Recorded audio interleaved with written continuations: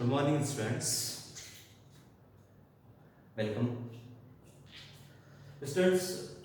Chapter number 6 को ही continue कर रहे हैं। आज टॉपिक हमारा जो कंटिन्यूशन में था रेस्पिरेशन, यानी लाइफ प्रोसेस के अंदर अपना जो सेकंड टॉपिक है रेस्पिरेशन। तो प्रीवियस क्लास के अंदर अपन टाइप्स ऑफ रेस्पिरेशन डिस्कस किए थे। रेस्पिरेशन का मीनिंग क्या होता है और टाइप्स ऑफ रेस्पिरेशन को हमने डिस्कस करे। तो टू टाइप्स ऑफ रेस्पिरेशन हमने यहाँ पे डिस्कस किए थे, एरोबिक रेस्पिरेशन, एनारोबिक रेस्पिरेशन। ठीक है, अब नेक्स्ट है रेस्पिरेशन इन प्लांट्स। देखिए स्टूडेंट, जो है जितने भी लिविंग ऑर्गेन्स हैं सारे रेस्पिरेशन करते हैं। तो अपन प्लांट्स जो है, प्लांट्स भी लिविंग है, तो इनके अंदर रेस्पिरेशन कैसे होगा? तो प्लांट्स के अंदर जो है कोई भी स्पेसिफिक रेस्पिरेटरी सिस्टम नहीं प्रेजेंट होता है। तो not found respiratory system, respiratory system, यानी प्लांट्स के अंदर कोई रेस्पिरेटरी सिस्टम नहीं होता है। इनके यहाँ पे देखिएगा प्लांट के अंदर जो है इंडिविजुअली रूट, स्टेम और लीव्स, यानी यहाँ पे अगर अपन बात करें रूट, स्टेम और लीव्स की, ये सभी जो है इंडिविजुअली परफॉर्म करती है रेस्पिरेशन, इंडिविजुअली परफॉर्म रेस्पिरेशन। यानी इनके अंदर जो रेस्पिरेशन जो है रूट के अंदर अलग होता है, रेस्पिरेशन के अंदर अलग से होता है, सॉरी स्टेम के अंदर अलग से होता है, लीव्स के अंदर अलग से होता है ना। यहाँ पे देखिएगा अपन बात करेंगे इसके अंदर, अगर एक्सचेंज ऑफ गैसेस जो होता है इसके अंदर, एक्सचेंज ऑफ गैसेस का जो मेन मोड है, एक्सचेंज ऑफ गैसेस, उसका मेन मोड जो है वो होता है डिफ्यूजन। देखिए स्टूडेंट, आपने डिफ्यूजन के बारे में पहले भी पढ़ रखा होगा। गैसेस के मॉलिक्यूल्स का हायर कंसंट्रेशन से लो कंसंट्रेशन की ओर मूव होना, इसको हम बोलते हैं डिफ्यूजन प्रोसेस। तो प्लांट्स के अंदर जो एक्सचेंज ऑफ गैसेस है वो मेनली डिफ्यूजन के थ्रू होगा। प्लांट के अंदर जो है गैसेस को ट्रांसपोर्ट करने के लिए ऐसा कोई सर्कुलेशन सिस्टम नहीं होता है, या फिर जो है गैसेस को ज़्यादा जो है ट्रांसपोर्ट करने की रिक्वायरमेंट नहीं होती। देखिए प्लांट्स के अंदर जो रेस्पिरेशन का रेट ऑफ रेस्पिरेशन जो होता है, रेट ऑफ रेस्पिरेशन वो होता है स्लो होता है। क्यों स्लो होता है? बिकॉज जो है सारे जो प्लांट्स होते हैं, because all plants are non motile. क्या होते हैं? Non motile. नॉन मोटाइल होते तो ये मूव नहीं करते हैं, सो दे नीड लेस एनर्जी, इनको कम एनर्जी चाहिए, है ना। तो कम एनर्जी चाहिए तो so there will be less metabolic rate,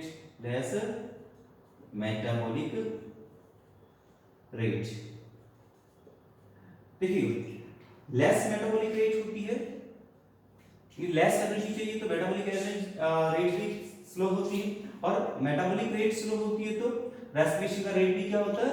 slow होता है। तो रेट ऑफ रेस्पिरेशन जो होता है प्लांट्स के अंदर जो स्लो होता है, या फिर जो प्लांट के अंदर अपन बोले कि एनिमल के कंपेयर में जो है रेस्पिरेशन काफी जो है लेस होता है या कम होता है, स्लो होता है, क्योंकि एनर्जी कम चाहिए प्लांट्स को। एनिमल्स जो है वो मूव करते हैं, इसलिए उनको ज्यादा एनर्जी की रिक्वायरमेंट होती है, तो इसलिए रेस्पिरेशन भी ज्यादा एफिशिएंट होना जरूरी होता है। तो सप्लाई ऑफ जो गैसेस है वो काफी ज्यादा एफिशिएंट मैनर के अंदर होती है एनिमल्स के अंदर, लेकिन प्लांट्स के अंदर इतना एफिशिएंट मैनर के अंदर जो है रेस्पिरेशन नहीं होता।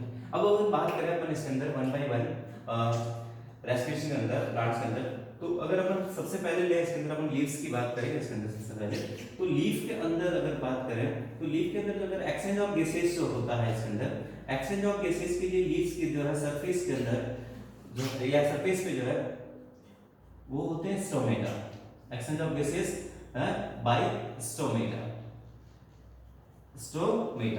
देखिए स्टोमेटा जो है ये क्या होता है स्टूडेंट्स, लीफ की जो सरफेस के ऊपर जो है वो टाइनी पोर्स प्रेजेंट होते हैं।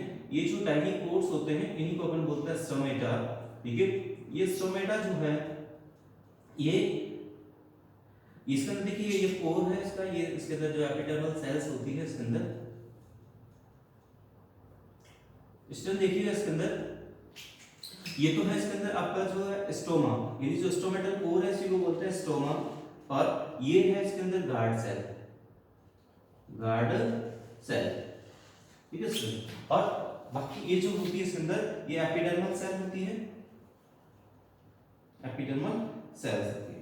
अब समझिएगा स्टूडेंट्स, लीफ की सरफेस पे जो है मेनली लोअर सरफेस पे ये स्टोमेटास जो है वो प्रेजेंट होते हैं मोस्ट इन लार्ज नंबर के अंदर। ये स्टोमेटा जो है इसका ये कोर है, इसको अपन स्टोमा बोला, इसका जो है स्टोमा जो सराउंडेड होता है, ये जो बीन सेल की जो ये किडनी सेल की जो सेल्स होती है इनको अपन बोलते हैं इसके अंदर गार्ड सेल। ये जो गार्ड सेल इसके अंदर ये जो आपने दिखाया ये इसके अंदर एक्चुअली क्लोरोप्लास्ट होता है, क्लोरोप्लास्ट होता है इनके अंदर। अब ये जो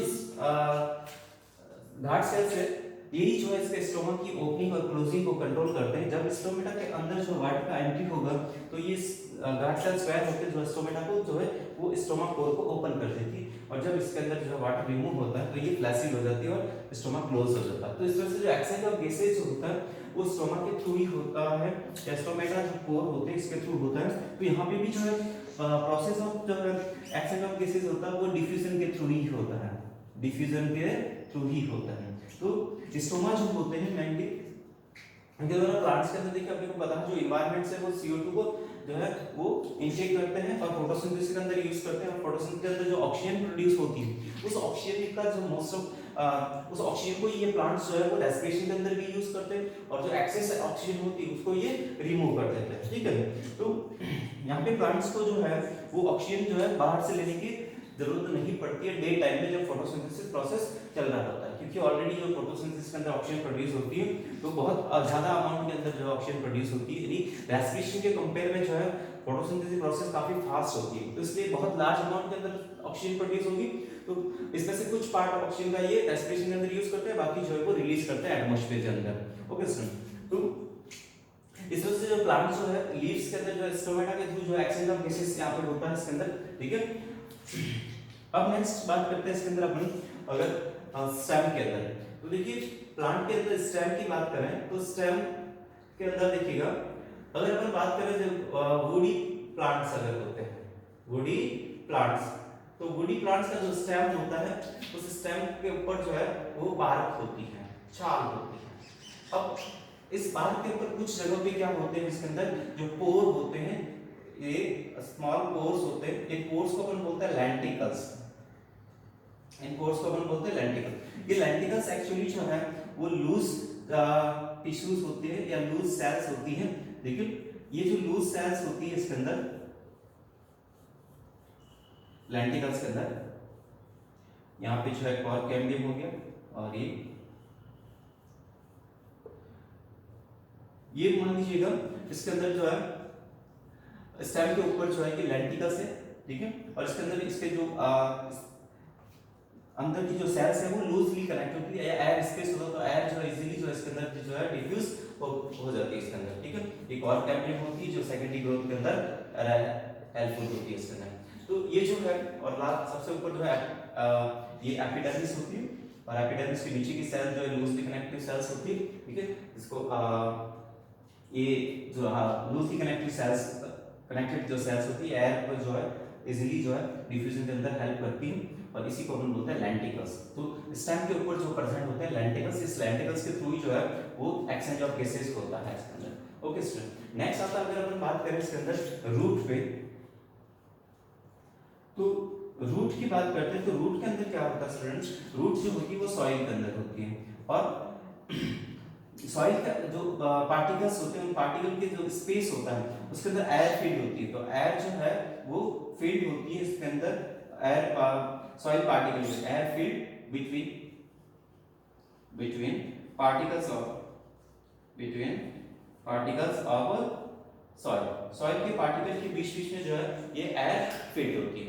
अब इस एयर को ही जो है रूट्स यूज करती है। एक्चुअली जो रूट्स होती है इसके अंदर जो रूट के अंदर जो है अगर हम बात करें तो इसके अंदर जो ये सेकेंडरी रूट्स हो जाती है, और यहाँ से स्मॉल जो है सिंगल सेलुलर जो स्ट्रक्चर निकलती है इसको अपन बोलते हैं रूट हेयर्स।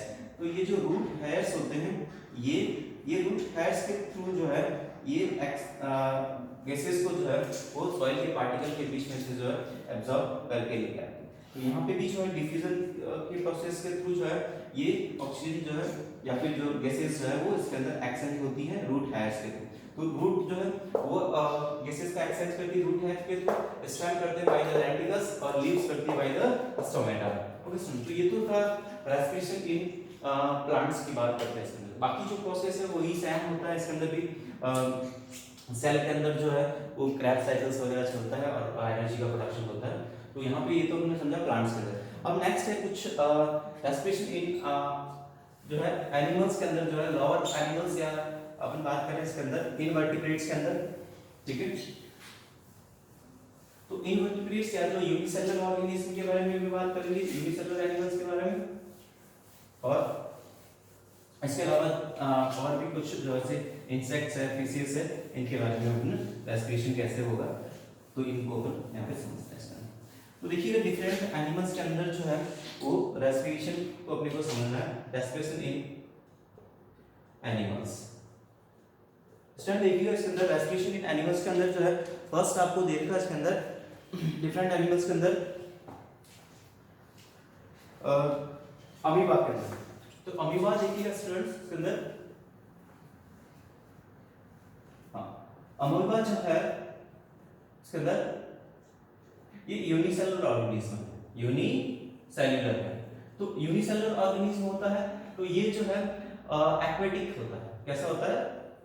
एक्वेटिक एनिमल है, तो वाटर के अंदर रहता है, यूनिसेलुलर है, तो इसका जो पूरा जो बॉडी है वो इसके इन्वायरमेंट के कांटेक्ट में रहता है, इसका सराउंडिंग जो इन्वायरमेंट है उसके कांटेक्ट में रहता है। अब होगा क्या इसके अंदर, ये जो पूरा जो बॉडी इसका एक सिंगल सेल में है पूरे इन्वायरमेंट के साथ में कांटेक्ट में है, तो ये क्या करता है डिफ्यूजन प्रोसेस के थ्रू, डिफ्यूजन प्रोसेस के थ्रू ही जो है वो एक्सचेंज ऑफ गैसेस करता है। यानी इसके अंदर रेस्पिरेशन के अंदर जो CO2 बनेगी वो डायरेक्ट इसके जो सेल मेम्ब्रेन है, प्लाज्मा मेम्ब्रेन, इसके थ्रू रिमूव कर देगा और वाटर के अंदर जो डिसॉल्व ऑक्सीजन है उसको ये इनटेक करेगा डिफ्यूजन की प्रोसेस के थ्रू। तो अमीबा के अंदर जो है by the process of diffusion जो है वो एक्सचेंज ऑफ गैसेस देखने को मिलेगा, ठीक है। अगर अपन बात करें इसके अंदर अर्थवॉर्म की, देखिए स्टूडेंट अर्थवॉर्म के अंदर बात करें तो अर्थवॉर्म जो है वो मेनली जो है सॉइल के अंदर ही रहता है। अब ये जो है एक्सचेंज ऑफ गैसेज होता है by through the moist skin, है ना, थ्रू द मॉइस्ट स्किन। यानी जो अर्थवॉर्म जो होता है उसकी जो स्किन होती है वो काफी ज्यादा मॉइस्ट स्किन होती है या फिर मॉइस्ट स्किन होती है। इससे क्या होता है इजीली जो है एक्सचेंज ऑफ गैसेस हो सकता है। तो ये जो मॉइस्ट स्किन होती है इसको अपन मॉइस्ट स्किन के थ्रू रेस्पिरेशन होता है, इसलिए इसको अपन क्यूटेनियस रेस्पिरेशन बोलते हैं। इसको क्या बोलते हैं इसके अंदर क्यूटेनियस रेस्पिरेशन, क्यूटेनियस रेस्पिरेशन बोल देते हैं इसके अंदर, ठीक है। तो ये ध्यान रखना इसके अंदर अमीबा के अंदर थ्रू द जो है प्लाज्मा मेम्ब्रेन होगा, थ्रू द प्लाज्मा मेम्ब्रेन ही होता है रेस्पिरेशन। और अर्थवॉर्म के अंदर जो है होता है आपके अंदर थ्रू द मॉइस्ट स्किन, इसको अपन क्यूटेनियस रेस्पिरेशन बोल देते हैं। नेक्स्ट आ जाता है आपके इसके अंदर आपका रेस्पिरेशन इसके अंदर एक्वेटिक एनिमल लाइक फिश के बारे में बात करते हैं इसके अंदर, ठीक है। तो फिश के अंदर जो है वो रेस्पिरेशन के लिए जो होते हैं गिल्स प्रेजेंट होते हैं स्टूडेंट।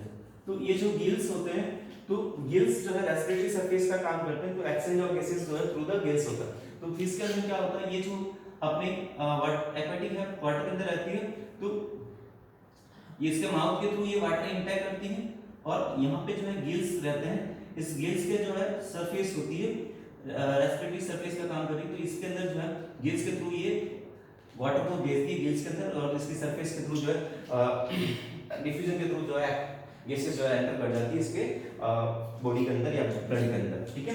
तो फिश के अंदर होगा गिल्स प्रेजेंट होते हैं। नेक्स्ट बात करते हैं अगर स्टूडेंट इसके अंदर इंसेक्ट्स की बात करते हैं इसके अंदर।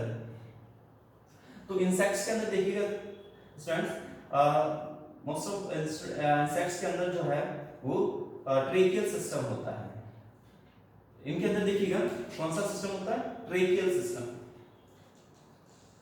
ट्रेकियल सिस्टम के अंदर समझिएगा स्टूडेंट्स ये इनकी बॉडी के ऊपर देखिएगा ये ऐसे पोर्स होते हैं, इनके ऊपर बॉडी के ऊपर जो है ये पोर्स होते हैं, पोर्स को अपन बोलते हैं स्पाइरिकल्स।